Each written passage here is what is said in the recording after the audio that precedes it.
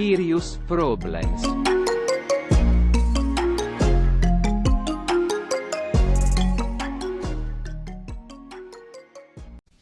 Right, Jimmy, what's your serious problem? Mate, my serious problem is that the guy that's with us today on the pod is like probably like way better looking than both of us combined, Mika. So that's actually my serious problem. So we're gonna look really shit today, and that's a problem. But at least we're gonna get so many girls listening to the podcast on this one because we get him on the picture. So yeah, No. I'm not as beautiful and handsome like you, but I try my best. Wait, I was being accused of Einar Hedegaard, that I was hitting on him in the last podcast. If I was hitting on Einar, mate, you're definitely hitting on our guest, Jaume Pueyo. Yeah, right. We sort of semi-introduced him. Jaume Pueyo on the podcast today. Spanish skier. It's been kind of breakthrough season last year, but you've been like actually racing World Cup for a few years now. So yeah, we thought we were kind of a cool guest to have ahead of the races this weekend in Beitostølen. So yeah, welcome on the pod, mate. Thank you for inviting me. I'm very excited to talk a little bit, to talk shit as you like, and yeah, thank you for having me.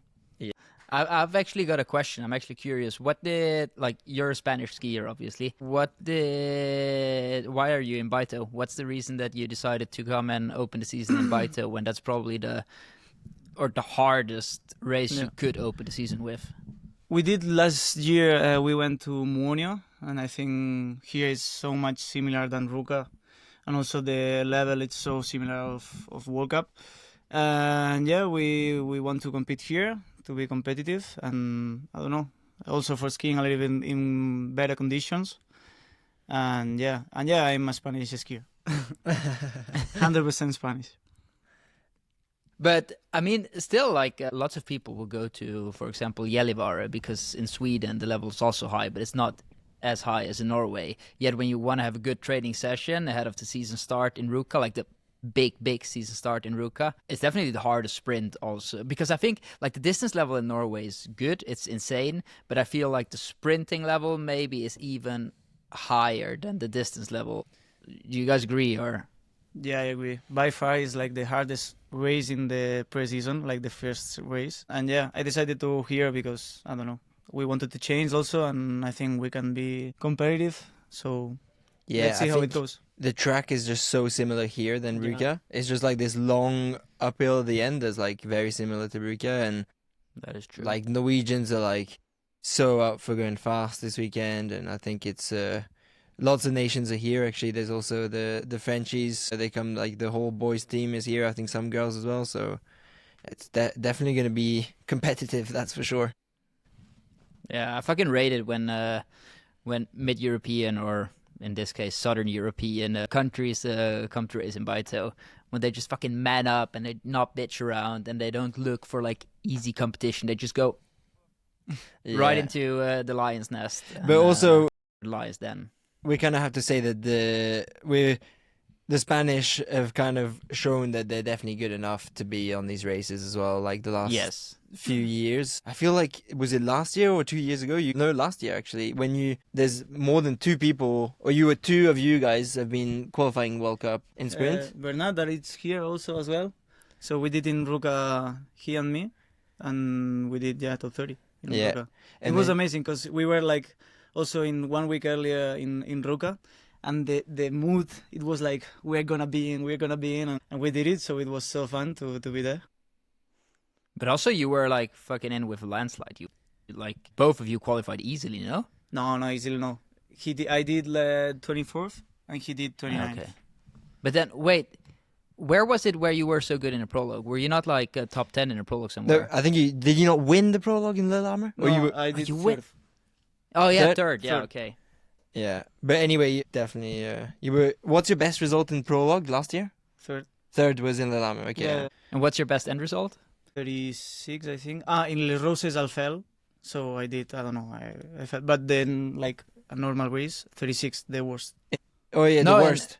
But he was saying your best final result. After, my best final, 10. Okay, yeah. 10 in Lati. Yeah, okay, yeah. So actually last year, even though you were doing fucking good prologues, you didn't manage to beat your best result from the season before. Yeah. Yeah. Well, yeah, I did the same as 2 years ago. So Yeah. in the same place. But yeah, I think we like try to improve this a little bit this year. Like more like trainings, specific trainings for like quarterfinal, semifinal. And I don't know if I will be better than last year. I hope so. But when you yeah. say specific training for quarterfinal, semifinal, like what's the main thing you changed then?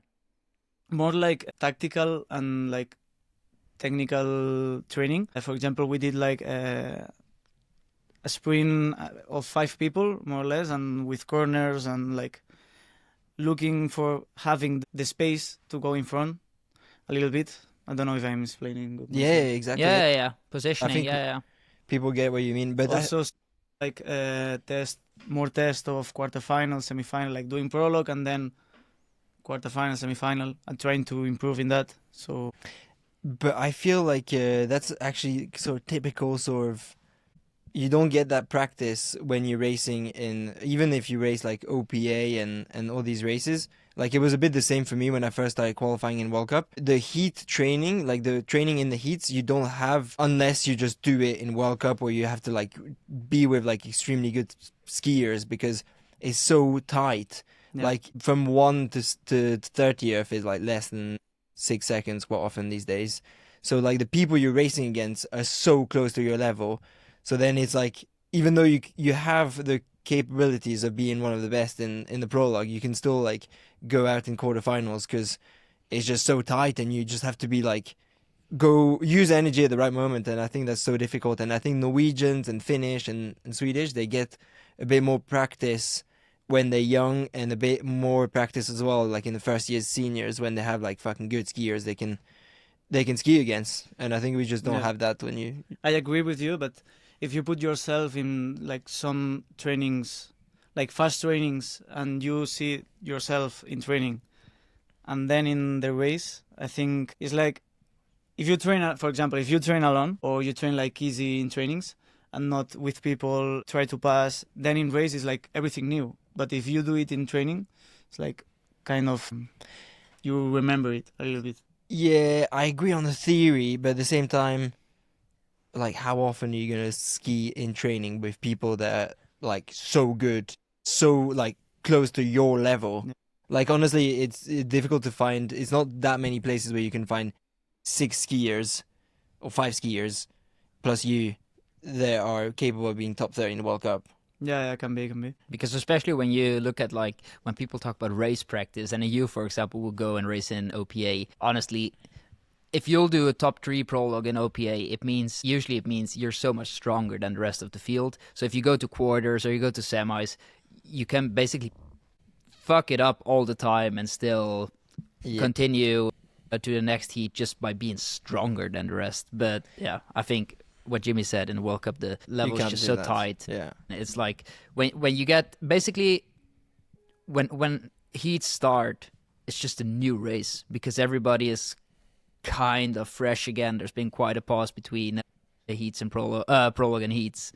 So also, I don't know why I'm talking on this because literally I don't have any fucking clue because I'm shit Mate. at sprinting. You're actually not that shit. You have actually been quite a few times in the quarterfinals. Yeah, you did top 30. And Yeah. Mika, You were in Davos? Mika is like the Yeah. luckiest person on earth when it comes to quarterfinals. Like, the dude is like gonna be last in his quarterfinal, and then he's got like 3 people that crash, and then he manages to be.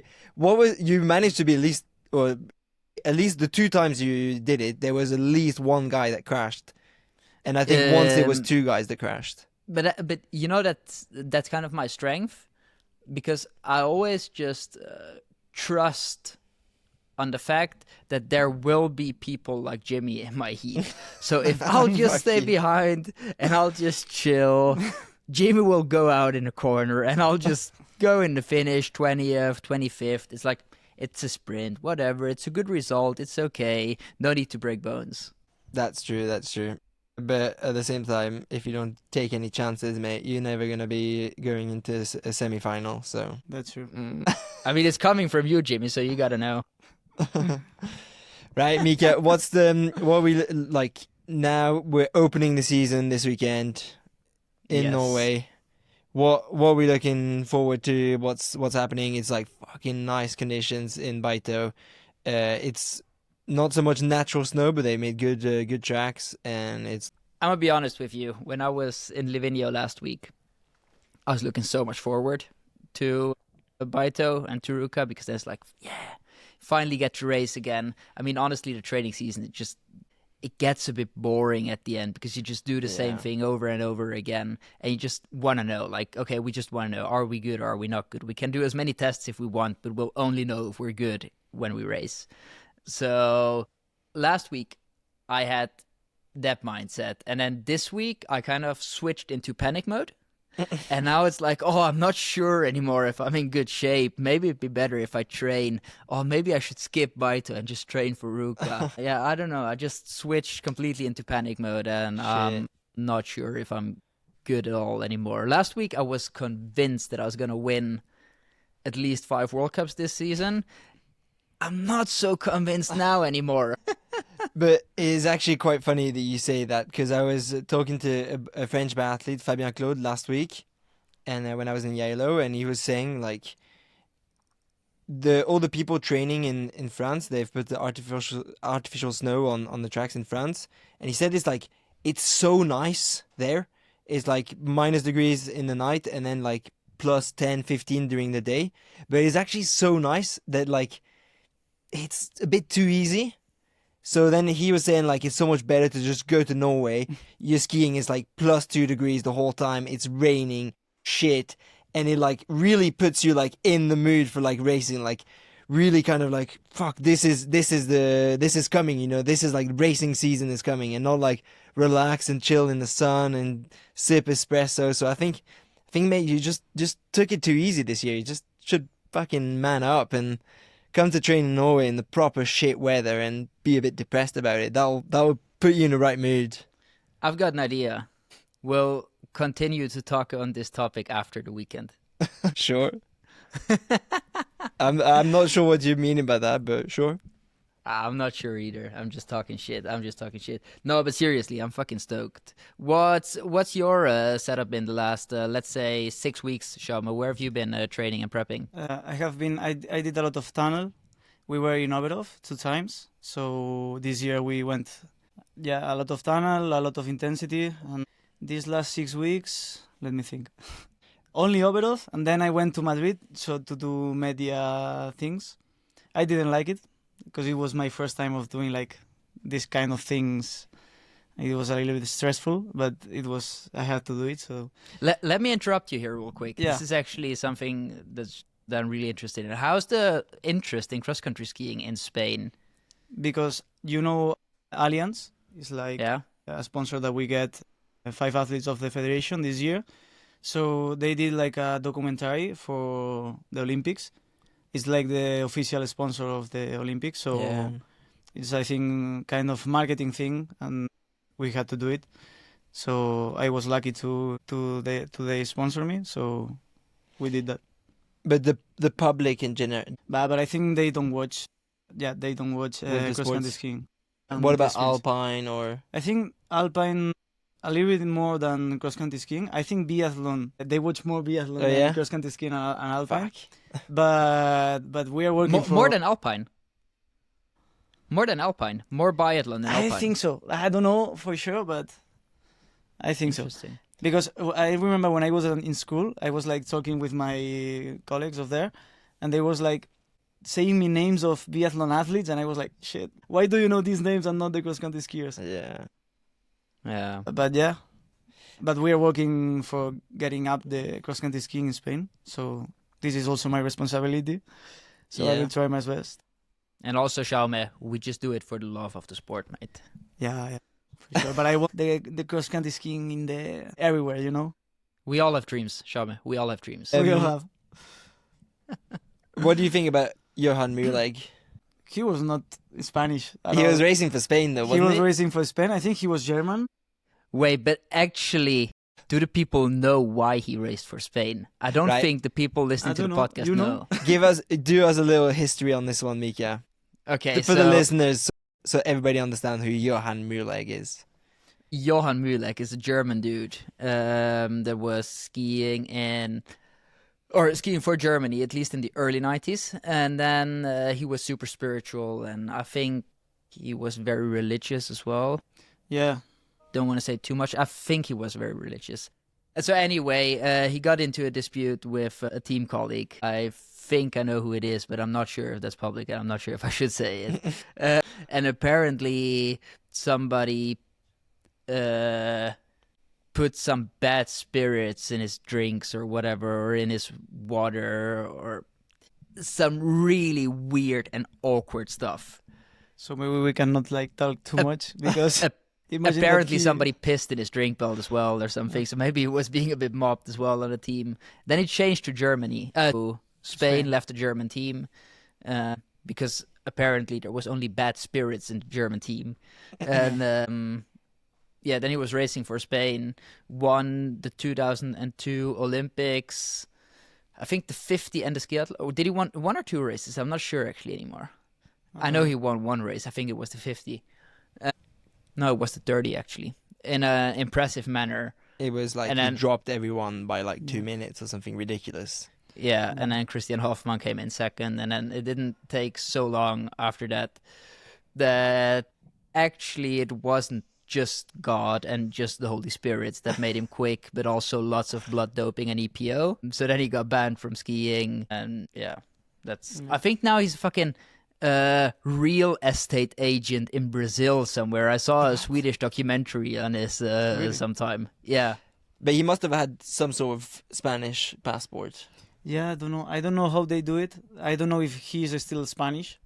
I don't know. I don't want to say like too much because maybe he does something weird to me and Some bad spirits are Yeah. going to be on Jaume. I don't want this. A lot of respect. But yeah, I don't know what is he doing. I don't know him. Mika has very little respect for, and me too, to be honest, for a doper like him. I think he was Yeah. very strong. I mean, Yeah, but he was also doping and Yeah. destroyed a lot of the sport, I think. yeah, that's true. And- That's Yes. true. I totally agree with that. But But if anybody wants to go and check out the YouTube video of Johann Mühlegg like winning that race at Olympics, is just like insane. You like, even when you see it, you're like, okay, he must be like on the juice for sure. Also, I should state here, I don't know how accurate my story or my summary of the whole story was, but I can promise you this: there were a lot of spirits involved. I think God was involved, and a lot of bad spirits were involved as well. So that's the thing I can promise you. yeah, I listened to something about it. Yeah. But I don't So, remember. but go back to the opinion. What do you think? Do people in Spain know who Johann Mühlegg is? Yeah, they know. I think. Well, at least the cross country fans, yeah, they know for sure.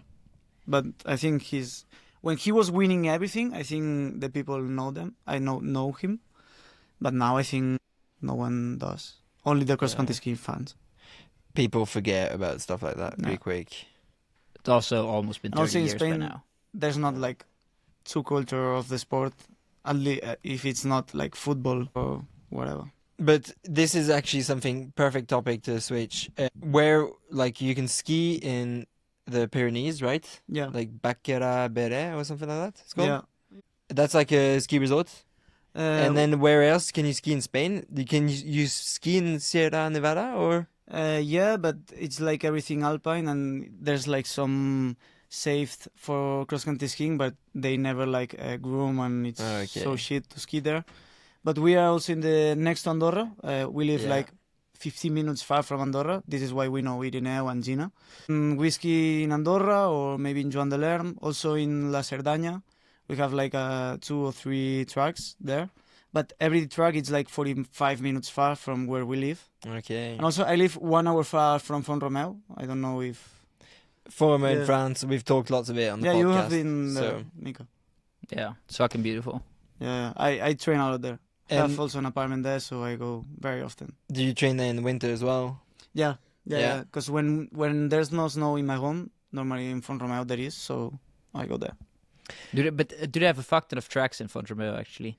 Yeah, they are not like here in Norway, but you can train well. I mean, you can train. Like honestly, you don't need that much like tracks to actually train pretty well. Like if you've got like 10k of tracks, you can do like some really good training. Yeah. But it's Yeah, more, but I think that's more more a question of like mentally, it's so much nicer Yeah. to ski in a place that has tons of tracks and yeah. But And I I'm think very it's also used to like train like this, so that's not too much for me. Also, when I was like 2 years ago, there was not so many snow in my home, so I had to train in alpine skiing tracks, and I was like preparing the Tour de Ski, only the first race, the sprint, Okay. in alpine skiing tracks.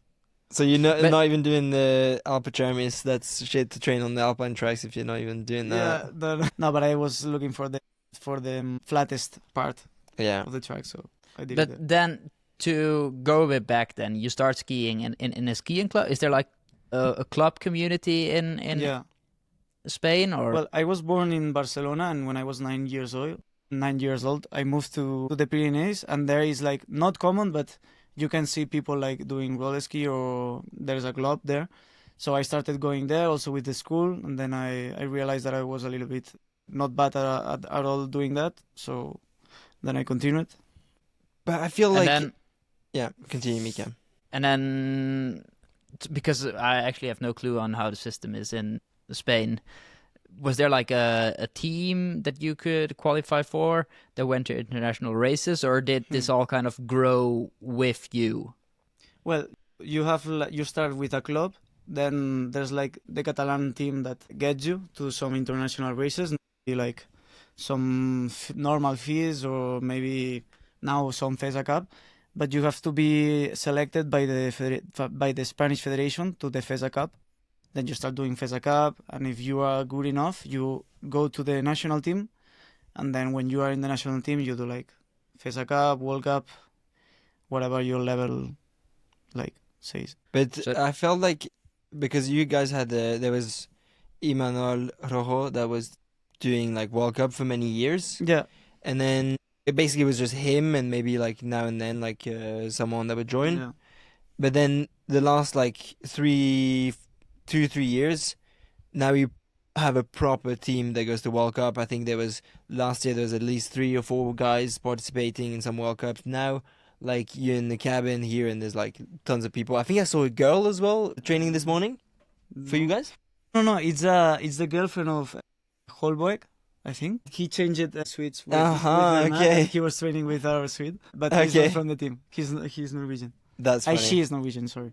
So yeah, but so how has that developed like the last few years? Is it like, do you guys feel like, how does it come that suddenly there's like 5 guys racing for Spain? It depends a lot of the national level, but I started with Martí was in the team when I started in the national team. So it was Imanol, Martí, then some girls, I think. Then everyone left. It remained me and Imanol, I think, a little bit in his own. And then I did like 2 years alone, I think. Then it entered Bernat and Marco Ley, that are one. Well, now it's senior, but yeah, we were 2, and now we are 5. And yeah, it depends of the level of the Spain, because there's like a minimum criterion to enter. So if you get to that, you enter. If not, you cannot. I think it's kind of cool. Like sometimes it just needs like one person to do well, and then kind of pulls everybody to the higher level, and then it's kind of like this group of mates that do well and push each other. And I think it was a bit like that on the British team for us, and looks like it's a bit like that on the Austrian team as well for you, Mika. Like now there's starting to be, Mika's very anti-sprinter Austrian sprinters, but they are actually doing, I'm not. they are pretty well. Yeah, but I don't And- think that has anything to do with me. That's what I wanted to say. Yeah, but they're a group In of Austria, there's- guys that Yeah, like but in Austria, kind there's of always pulling been, like, each a good other. system. I trained with them. Yeah, They're lovely. Like Mm. they're very good people. Mika doesn't Yeah. like them. No, why? I fucking love the boys. What's wrong with you? No. No, but I literally I have nothing to do with them being good. Like we didn't do so much together, but Yeah, Benji that's has been quite good in juniors, Yeah, he under won. 23s, and then he just kind of developed from there over the years, some ups and downs. Oh yeah, but that's what I Um, was meaning. I was more meaning like they were like a couple of guys that started to sprint good, Yeah, okay. and they kind of pushed the level of the sprinting guys up. that is You're just true. not giving to the system, Mika. You're just doing your own thing in Norway. True. I am. Yeah. Nothing wrong with that, mate. Sure. If Nothing that's... wrong with that. But okay, right. Change of topics. We've done enough irrelevant talking now. Let's go to the relevant things. It's fucking Beitostølen this weekend. You're in Norway. Just for your information, Jaume, Tuesday before Beitostølen is the day that usually 80 until 90% of the whole field that's going to race in Beitostølen ends their season. Jimmy, how many season endings have you seen this Tuesday in Beitostølen? I don't know, but I saw Jonas Vike sprint up the sprint hill in front of me, and I thought I should maybe stop my season already. Because I was like, fuck, if this is the level I need to be at to qualify on the sprint, then fucking hell, I need to go fast. So, yeah. But I kind of agree, there's like lots of people that go fast on the Tuesday before Beito and then end up not going fast on the races. So, we'll just have to wait and see, mate. By the way, I talked with Vike. He told me that he was injured for like very long time. I think, Vike, you mean the... Oscar Vike? Yeah. He told me that he was injured like during the summer. But I think now he is okay. Do you know I think he will go very fast. Do you know what sandbagging is? Sandbagging. Sandbagging. Sandbagging is like when you're like afraid to like expose yourself. Yeah. So you like build these like protections. Okay. So you just like I'm not so good today. I've done like really bad training this year, and you know that you're like fucking good, and you just in case you're a bit shit, then you're protected. You're like, oh yeah, but that's because I was injured. So he was sandbagging. Yeah. But I think he was very good in summer. I think he did some good races, and he will be strong for sure. Last year he was amazing, and he did one podium in Falun. I think there's very little doubt that he's gonna do very well. I think this weekend. Also, every year there's one Norwegian revelation. Who's going to be the Norwegian revelation this year? Who's the guy that nobody's heard of outside of Norway before Ruka? And he's going to go to Ruka because he did well in Beito and he's going to be fucking good from then on. Who's that guy this year? I think there's two that can go very fast. Like Lars Heggen and Philip Skari. Oh, very hot names. Two from my team as well. These very two hot will names. go very, very fast. Everyone of Spain is talking of them. Okay, yeah, that's a very good shout. I'm impressed. Very hot. I'm watching everyone. Mika's a bit in love with Lars Eggen, so I'm not gonna lie. Like when Einar Hedegaard was on our podcast and he said that I was hitting on him, it was kind of funny. Now, if Lars Hagen would have been on the podcast and he would have said I'd be hitting on him, he'd probably be right. Yeah. He's unreal. That guy is like, he's so strong and he's take from so here. well. I'm gonna give them another year. Second year in senior, then they will be good. I think this year's not their year yet. But they will be good, but not quite like World Cup level. Yeah. The thing is that it's so difficult to qualify to World Cup, so yeah. But I think they will be very close, or maybe they go in World Cup. I'm gonna say Beito is gonna be too early for them because it's like their first proper senior Beito, I guess. I don't think has either one of them done Beito in junior years. Don't know actually. I don't know either, but I'm gonna say it's definitely their first senior Beito year. I think they might be good, but not up there. Norwegian Championships, qualification race for the Olympics. Lars Hagen's gonna win by a fucking landslide. He's gonna destroy everybody, and he's not gonna be taken to Olympics, just like Petter Northug wasn't taken to Olympics in 2006. Okay, then we can edit that part, and if you're right, then that was impressive shout. Make a clip. Yeah. Yeah.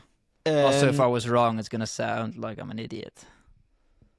Or probably nobody will care actually if you're wrong. But I'm gonna go for, I think it on the girls' side, because we don't talk about the girls so much. I think Kristin Fosnes is gonna be taking the lead of the Norwegian kind of team. And I think that Mila, I can't remember her middle name, but Andreasen, junior world champion, she's gonna be super good. That's my very uneducated guess. It's not the worst guess. What about Tyrrell?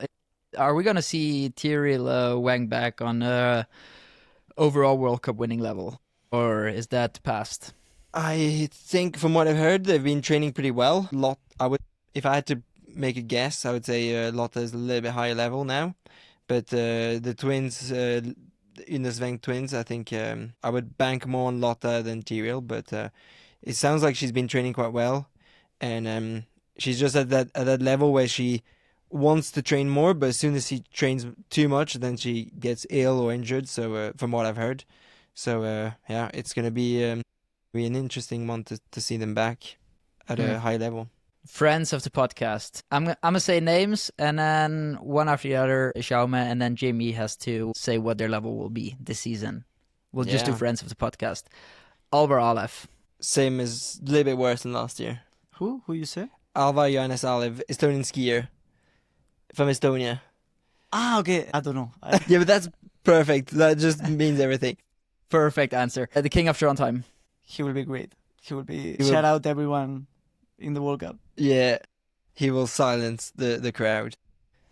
But will he silence the crowd by being completely anonymous because he'll come in as 60th? Or will he silence the crowd because he's insanely good? I'm going to say he's going to silence the crowd with his swag. That's a very political I say answer for being anonymous. I say that he will improve from the last year.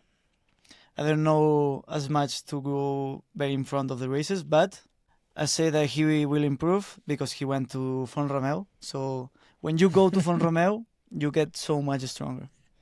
Have we ever told the story about Gabe going to Font Romeu on the podcast, Jimmy? When he went for 2 weeks, it actually was like max 5 days or 6 days. And the rest of the days were in Barcelona. Yeah, exactly. Drinking. Was partying in Barcelona, then came back from partying in Barcelona, did a shrapnel test, was quite good, and then he was convinced that altitude is the thing for him. Yeah, but doesn't matter. If you go to Font Romeu, you improve. Yeah. Yeah, even though you spent 3 days in Barcelona. But you also a bit from Barcelona, right? Well, I was He born. just I said have all that my he was family. born in Barcelona. Yeah. I have all my family there. Yeah. Yeah, so you know like the party and so on. Yeah, a little bit. Mate, little look bit. at But I Jaume, don't go come on. very. But Just this look year at him. I didn't went Yeah. to Barcelona, but I did some parties there. Yeah, and they are very fun. I prefer so much the Spanish party than the other ones. But you know, there's one place that I love, and it's not Barcelona. It's in every April we go all of my friends to there to go party every day for 1 week, and it's Granada. It's in Andalusia, in the south of Spain, and for me it's the most beautiful place that I have ever been. Really?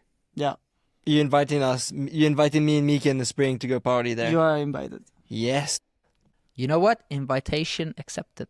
Yeah, come, you will like it.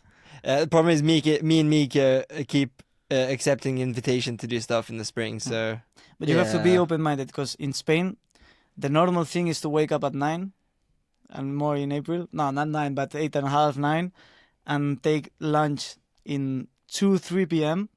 and then dinner at 9-10 p.m. So it's quite late.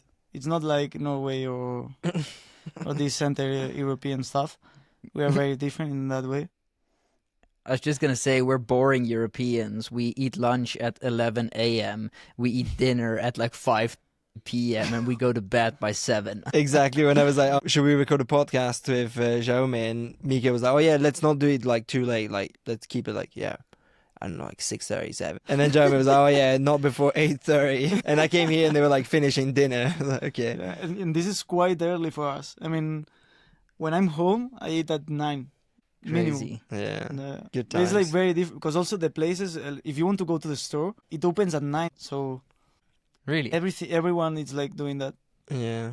Someone more, Crazy. someone less.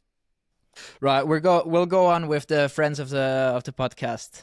Andrew Yeah. Musgrave. Yeah, I mean, same as the last few years. Like, he'll be fucking good. He'll be doing PBs and stuff. And then you'll ask him, he's like, it was a bit of a shit season, to be honest. But I'm guessing he'll get 1 podium or 2 during the season. He'll be good, but he'll still say there was a shit season. Yeah, I say the same. I say that he will do 1 podium or 2, And yeah, maybe some good races, bad races, like maybe some top 20. That for Podium him in is, a like, World very Cup bad. or podium in the Olympics? In the Olympics, I don't know. I would love for him to podium Yeah, in the for me Olympics, as but well. it's very difficult, I think. Yeah. I don't want to see like 3 Norwegians in the podium. Yeah. So Yeah. everyone that is in the podium and that is not from Norway, for me, it's good. My dream podium on the skiathlon, Mika, is Andrew Musgrave, Mika Vermeulen. Maloney. Yeah, Thomas Maloney Westgard. That's my dream podium. Bomboglad. Yeah. That'd be a fucking good podium. That would be amazing. Rasklat! And in the sprint? My dream podium in the sprint. Yeah. James Clugnett first, and then I don't really care. Jaume Pueyo second. Sure. Sure. Right, okay. And third, One more friend of the show, Yeah, Andrew Young. but I don't know. I hope, but like, if we have only 3 spots for Olympics, mate, I'm not gonna lie. I hope he does shit, so then I get that 3rd spot. Sorry, Youngie. Fair enough. Fair enough. I don't know how he was training. I don't know his level. And what do you think about Lars Vik, Australian? I think he will go fast. Young Vik. He definitely has the potential to go semi-fast. He will go through top 30 for me. I think this year. he could. If I actually haven't talked to Lars in fucking ages, but if he's trained well, if he hasn't been ill so much, then there's definitely chances for him qualifying in a World Cup. Yeah, I believe in him. Me too. And like in sprint, when you start, you just need to break that top 30, and then you can like be really good. And I think it's kind of what happened to you, Jaume. Like this is your first qualifier in the US. Yeah, in Yeah. Minneapolis. You qualified for the first time there, and then like a week later or 10 days later, you win the semi-final in Lahti. Yeah. And then the year after, you qualified in every skate sprint, right? Yeah, Or almost. yeah. So I've yeah, got- sometimes you just have to break that top 30. 4 more names, and we need quick answers now. Yeah. We're already 40 minutes in. Name number 1, Sophia Laukli. Podium. And unfortunately, I think she doesn't know when I was talking to her, but I'm gonna say she's gonna be okay, same as kind of similar to last year, so like a couple of top 10s and top 20s, but I don't think she's gonna be on the podium. I don't know. I say podium, but yeah, Severi Campo. Top 40. 45, Fidel de Campo. top 60, top 50, top 50. Yeah, I say we'll give him top 50. top 50. Top 50 for the boys. Last but not least, first guest on the podcast, Göran Tefre. Decent, but I have no idea. NPC or un-NPC? Unfortunately, I think he's still on the NPC spot. And you know what happened? Last time we said he was an NPC, he proved us wrong, and then he did good. So we're going to call him an NPC, and then non-playable character, and then hopefully he evolves from that. Do you know who Johann Tefre is? Yeah, I know. He has some podiums, no? In One World Cup? podium in World Cup. He got one In chance Falun that year. Where? In 20 Falun. And he did podium. 24. Whoa, Yeah. amazing. He won Norwegian championships, got taken out to Falun, and then he was second or third? I think second. Yeah. I remember that he made fun of me like for being Spanish just the day before of Lillehammer. And I was looking at him and I say, okay. And then the next day, and then the next day. But yeah, So he said like Spain, and that's it. So I Really? remember, my only remember of Tefre is that one. So I don't know. Do us a favor and then just say NPC. yeah. I say NPC. Nah, I don't know him. Nah, he's a nice guy. He's actually a Yeah? legend. Yeah, I actually quite like him. Right, that's the names. 3 obvious ones, and the name that I'm calling out is not allowed to answer. Jimmy Clugnett? You have Jaume? to answer for me, boys. I have to answer. Yeah. I think you will do more top 30s than last year. Yeah. That would not too difficult. I agree on more top 30s, but even though he's trained more for sprint, I think by just training well and not fucking shit up, I think Jimmy might actually be quite decent in distance. That's the goal. my That's guess. It's your goal to be better in distance. be good in both. But what do you in both? But what do you prefer? Be I- like not as good as you can be in one, or be like mediocre. In all honesty, I can see being top 20 being like quite doable in distance, and like you have 2 times more races. So if you have like one extremely good day, then suddenly you're top 10, and like sprinting, you need to be in fucking good shape, and you also need to do very good tactics. And honestly, breaking top 6 is fucking hard. Like the best 6 guys, they're so good. And I just think if you can also be good in distance, then you get like so many more opportunities. Of course, I would like to be like the best of the best in sprint, but like I think it's easier to train up to top 20 in distance, and it can also help you for the sprint to manage like repeated efforts. So that's kind of what I've Also, gone for. One thing, if you're a type like you are, Jimmy, because you still are pretty quick actually, in a mass start when it's like fast conditions or stuff and you come into the finish with a big group, then I think actually for people like you, there's a lot more possible than top 20. That's true. Jaume Pueyo. I think he's going to be a little bit worse than last year in the prologues, but still qualify. Because there's like a bit more experience and stuff, you're going to be like consistently, every single time you're going to be top 20, and then you're going to like get some semi-finals regularly in there. At least that's my guess. It's also very difficult to say like, oh no, Jaume is going to be really shit because he's sitting next to me. So That's good. My guess is final in Trondheim. No. Final in Trondheim. Yes, Yeah, it will be nice. Yeah, called it. that's my guess. Last but not least, Mikael van Meulen, Win a World Cup. win a World Cup. He's gonna be really shit. Nah, you were quite nice to me, Mika. So I think, in all honesty, I think this season could be a good one for you. And yeah, I think you're gonna be finally get your podium in Ruka on the 20k skate, Oh yeah. and then instead of being 4th, and then you're gonna be consistently top 6 often, and you're gonna get 2-3 podiums in individual races. Mama. I could live with that. I could live with that. I could live with both things. I could live with winning a World Cup and with having a few podiums. What do Yeah. you prefer, to be consistent in top 5 or top 10 but having one podium, or winning one World Cup in all the year? That's a good I one. mean, if I can win one World Cup and still be consistent, then I definitely take that, because you didn't say win one World Cup and not be consistent. Okay, one World Cup and not being like consistent, like maybe. maybe like around 30 sort Yeah. of thing. Ooh, that's a fucking tough one. Because it's very easy to sit here now and say, nah, win a race. But also, if you do some podiums and regular or like consistent top 5, top 6, you earn quite decent money. Whereas if you win one World Cup and you're only around 30 for the rest of the races, Yeah. you'll win 15 grand in all of the year. So that's about it. But So I'm gonna say, honestly, it's nice when the bills are being paid. also I think just for like yourself as like a profile and like a name in cross country skiing, is so much better to be consistent, have good results often, because people recognize you, people know you, people follow you, people cheer for you. And like when you win one race, people forget so quick. Yeah. And also, Even if then it's one always podium- gonna be like, oh yeah, he just had good skis. Or like, He just yeah, was lucky.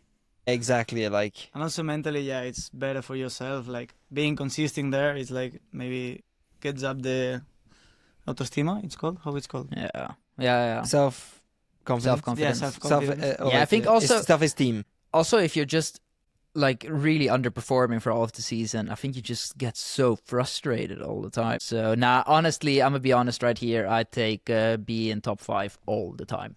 For all the listeners still with us, actually we did not end the podcast yet, because in the aftermath of this podcast we were talking a bit about training and stuff with Jaume, and he said he wants to talk about training on the podcast. And honestly, this is fucking exciting, because this is very different of what the typical Norwegian cross-country skier would train. Give us a sum up here. Okay. What's the main difference that you do that Norwegians don't do, or Think- the other way around? For starting, we do not so many hours. So maybe we go around 700, 750 maximum. But we do a lot of intensity, and also per blocks. It's like we start with one thing, 1 month doing that thing, we change. And we do also a lot of gym, but specific gym. We are always changing of sessions. It's like I saw a lot of people like doing maybe 2-3 different sessions all the year. So we are always changing. And yeah, I think the most different thing is like we don't do so many hours. We do a lot of specific training. And yeah.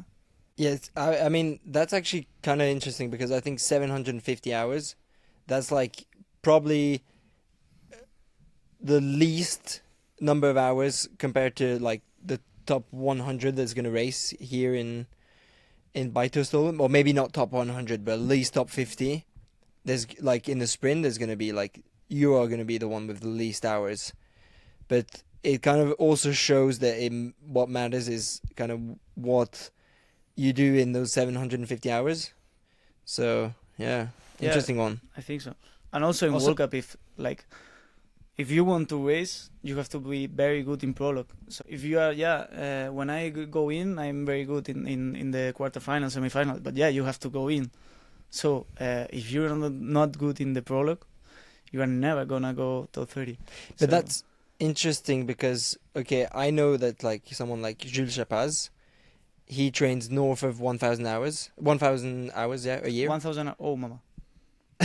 Oh, mama. But I think like not just like a little bit over. Like I think he trains like well over. Like he is training like 100-hour months and like a lot, with lots of high intensity, and he still manages to win prologues in classic, especially. So it can be, but I don't know what we think or what we trust is that you have to be a little bit balanced in everything.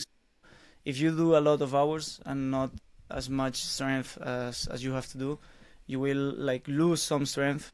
And then I think in sprint, in particular, it's very important to be balanced in everything, in strength, in technique, and in aerobic capacity. So you have to train a little bit everything and be as much as balanced as you can.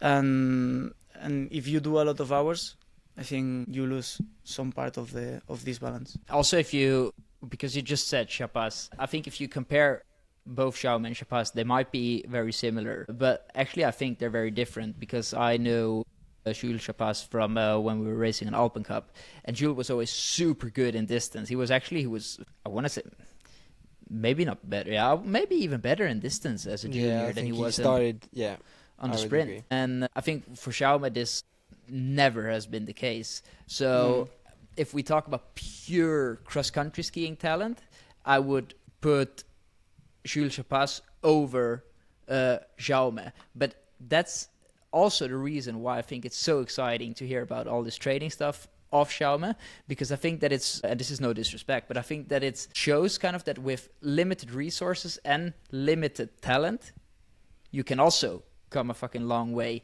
just by thinking outside the box and not just doing what everybody else is doing. Yeah, especially for sprint, because I feel most of cross-country skiing traditional training. I train quite traditional myself, but I think that's kind of focused more on distance skiing and not so much sprint focused. And yeah, everything that you're just saying about your training sounds like pure specific 100% I totally agree. Sprint training. We have like a very good staff. We have a physiologist, like it's also like teacher in the university, and he's so good. His name is like Jaime Gil, and yeah, he's like doing all the preparation stuff in Training Peaks, and he does all the plan. And then we have Martí Vigo del Arco, that he is our trainer, and he does more like training in track, and he does also all the administrative and how it's called, I don't know the name in it. Yeah. Himself, yeah. But actually, Mika, I just want to jump back on what you're saying about like Jules Chapaz being maybe more talented than Marty. I think Jaume is just, you can see it that way, I agree, but like you can also see it in the way that Jaume trains less, therefore is maybe more talented for this specific type of racing, and Chapaz is more talented in an endurance sort of way, and so still manages to do quite well in sprints, because you need to have that capacity because you're racing like up to 3 minutes, so it is quite long. But if you are mega explosive, so I don't know if I agree that Jaume is necessarily less talented. It's very difficult to quantify, especially when you're comparing two things that are very different. But Maybe I phrased it wrong. What I'm meaning is, if you look at like the overall capabilities of Jules Chapas, physical capabilities, I'm gonna rank them over Jaume 100 out of 100 times. Yeah, it ranked Because of the as well. reason that he's an insane good cross-country sprinter. He also does very well occasionally on some distance races.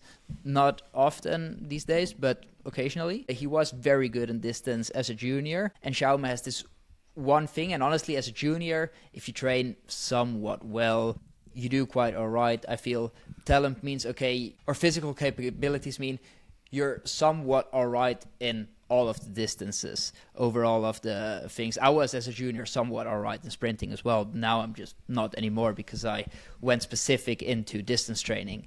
And I think if you look at Jaume, he was never somewhat all right on distance, always somewhat good in sprint, not outstanding, but somewhat good in sprint.